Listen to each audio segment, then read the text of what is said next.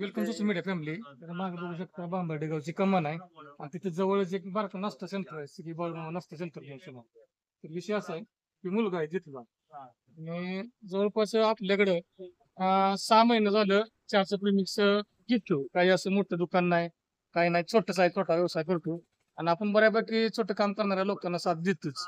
आपलं नाव द्यायचं होतं तरी आपण फ्रीमध्येच दिलतोय. आपल्याला पैसे नसले तरी चालेल, पण आपला उद्देश आहे की करावं काम एखादं. पैसा केलं घेणं काय उद्देश नसतो. एक दोन पहिलं पाकिट न्यायचं, आता 8 9 10 असं घेतोय. बऱ्यापैकी त्याचा चहा सेल्स होतोय. विटा लेंगऱ्या रस्त्यावरती बांबर्डे गावातच एंट्री करतानाच त्याचं विट्याकडून इकडं लेंगऱ्याकडे जायचं टाइमला उजव्या हाताला त्याचं छोटस लिंबाच्या झाडाखाली दुकान आहे. जर सहज येता जाता जमलं तर आपल्या व्हिडिओच्या माध्यमातून बघून तुम्हाला काय लोकांना माहित नव्हतं पण आता माहित होईल.